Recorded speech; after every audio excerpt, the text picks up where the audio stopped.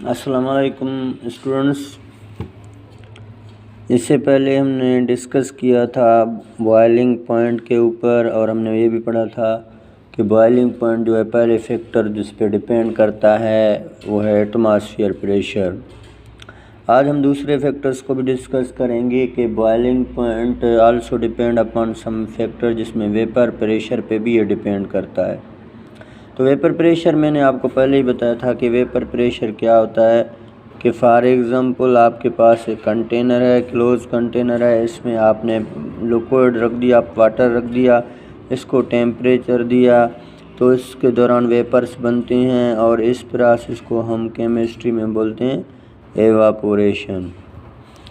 अभी देखें हमने ये बात की थी कि ये जो क्या हुई एवापोरेशन। उसके बाद जब ये कंटेनर क्लोज है, वेपर्स बाहर नहीं जा सकते तो ये आपस में अट्रैक्टिव फोर्सेस क्रिएट कर लेते हैं, कैप्चर होके once again they converted into the liquid state और इस प्रोसेस को हमने नाम दिया था कंडेंसेशन। तो एवापोरेशन और कंडेंसेशन दोनों प्रोसेस होंगे इस कंटेनर में। तो हमने पढ़ा था एक ऐसा टाइम आएगा जहाँ पे रेट ऑफ एवापोरेशन जो है become equal to the rate of condensation. और जब ये दोनों रेट्स बराबर हो जाएंगे मींस जितने वाटर के मॉलिक्यूल वेपर में जाएंगे उतने वापस आएंगे। उसके बाद क्या होगा कि ये सब वेपर मिलके पानी के ऊपर प्रेशर लगाएंगे और इस प्रेशर को हमने नाम दिया था वेपर प्रेशर। और vapour pressure is the example of dynamic equilibrium, क्योंकि डायनामिक इक्विलिब्रियम में ये होता है कि रेट ऑफ एवापोरेशन और रेट ऑफ कंडेंसेशन जब दोनों बराबर होते हैं तो फिर ये जो है आपके पास वेपर प्रेशर क्रिएट होता है।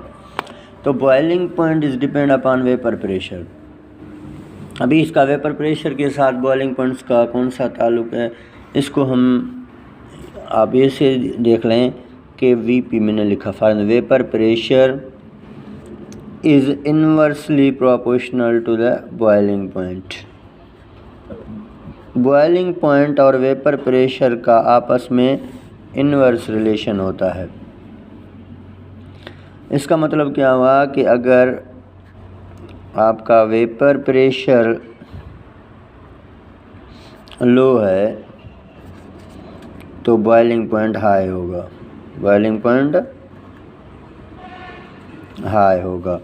और इसी तरह अगर वेपर प्रेशर हाई है तो बॉइलिंग पॉइंट लो होगा। तो means vapour pressure is inversely proportional to the boiling point because if vapor pressure is low, boiling point is high, and if vapor pressure is high, boiling point is low and vice versa। इसको हम थोड़ा conceptually discuss कर देते हैं। For example मैंने यहाँ पे water लिया, मैंने यहाँ पे क्या लिया, पानी लिया, और एक दूसरे कंटेनर में मैंने फॉर एग्जांपल एक और लिक्विड लिया, जैसे मैंने यहाँ पे ले लिया मोबिल ऑयल।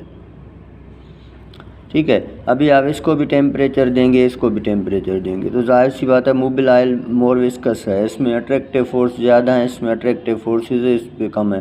तो पहले ही वेपर्स किसके बनेंगे, पानी के, और उसके बाद जो मोबिल ऑयल के वेपर्स बनने में टेम्परेचर आपको ज़्यादा देना पड़ेगा। फॉर एग्ज़ाम्पल अगर मैं कहता हूँ कि 100 डिग्री सेंटीग्रेड, जब 100 डिग्री सेंटीग्रेड टेम्परेचर पहुँचा तो पानी के का जो रेट ऑफ एवापोरेशन है वो रेट ऑफ कंडेंसेशन के बराबर हो गया, और वहाँ पे एक फॉर एग्ज़ाम्पल हमारे पास क्या आ गया, एक वेपर प्रेशर क्रिएट हुआ। तो यहाँ पानी का वेपर प्रेशर कितने के क्रिएट हो रहा है, 100 डिग्री सेंटीग्रेड पे फॉर एग्ज़ाम्पल। अभी 100 डिग्री सेंटीग्रेड पे इसका वेपर प्रेशर कितना है, फॉर एग्ज़ाम्पल मैंने लिख दिया कि 760 टार है। तो पानी का वेपर प्रेशर 100 डिग्री सेंटीग्रेड पे कितना है, 760 टार है। इसी तरह आपने मोबिल ऑयल को भी टेम्परेचर दिया, तो टेम्परेचर देने के बाद जाहिर सी बात है कि क्या होगा, यहाँ वेपर तो जल्दी नहीं बनेंगे ना जैसे पानी के बन रहे हैं, तो यहाँ वेपर को बनने में टाइम लगेगा, क्योंकि मोबिलाइल में अट्रैक्टिव फोर्स ज़्यादा हैं। इन अट्रैक्टिव फोर्सेस को ब्रेक करने के लिए आपको ज़्यादा टेम्परेचर देना पड़ेगा।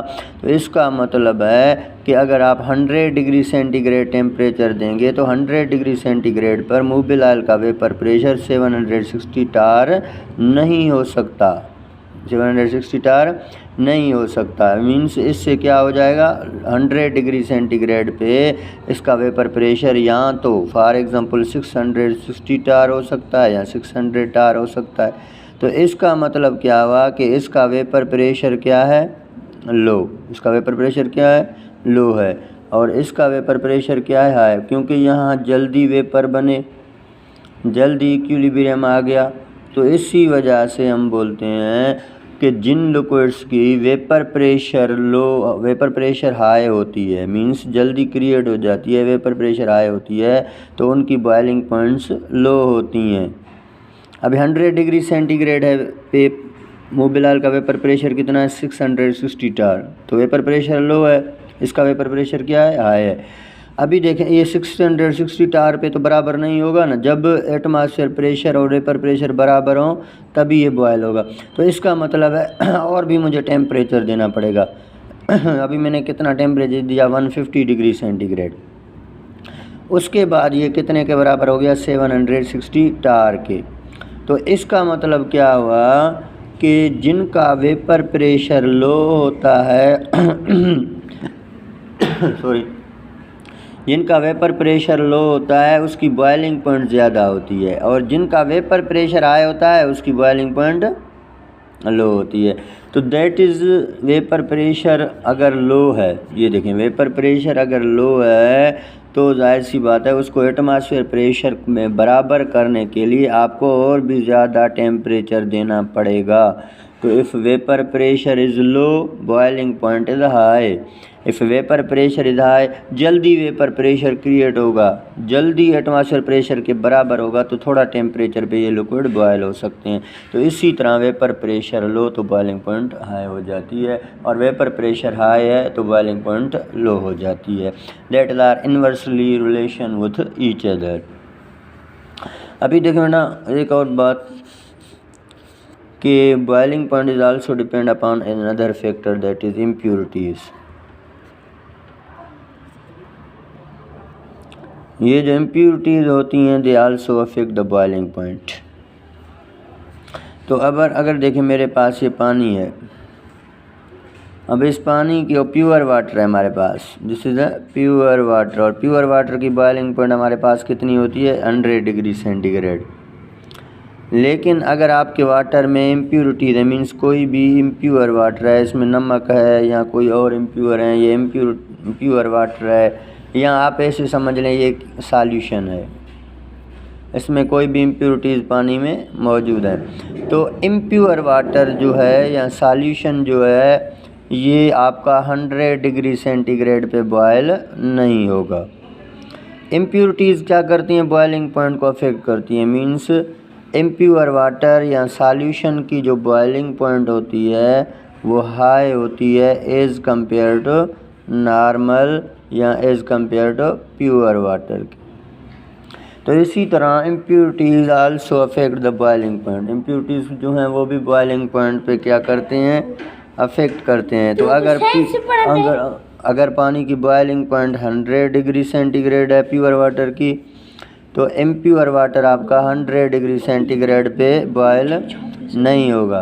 तो इसका मतलब है इम्प्योरिटीज़ जो हैं वो अफेक्ट करती हैं किसको, बॉइलिंग पॉइंट को। तो हमेशा हमें अगर ये डिटेक्शन करना है कि हमारा वाटर प्योर है या इम्प्योर है, तो प्योर वाटर और इम्प्योर वाटर की डिटेक्शन आप इस टेस्ट के थ्रू या बॉइलिंग पॉइंट के थ्रू भी कर सकते हैं। अगर आपका पानी 100 डिग्री सेंटीग्रेड पे बॉयल होगा तो इसका मतलब पानी प्योर है। अगर 100 डिग्री सेंटीग्रेड से ऊपर बॉयल हो रहा है, 101 पे, 102 पे, तो इसका मतलब है ये इम्प्योर वाटर है। तो प्योर एंड इम्प्योर वाटर को आप डिटेक्ट कर सकते हैं बाय द बॉइलिंग पॉइंट। तो हम कहेंगे प्योर वाटर की बॉइलिंग पॉइंट क्या होती है, लो होती है। लो होती है इसका मतलब है प्योर वाटर का वेपर प्रेशर हमेशा क्या होता है, हाई। और इम्प्योर वाटर की बॉइलिंग पॉइंट हमेशा क्या होती है, तो इसका मतलब है इस सॉल्यूशन का वेपर प्रेशर हमेशा क्या होगा, लो होगा। तो इसी तरह impurities also affect the boiling point.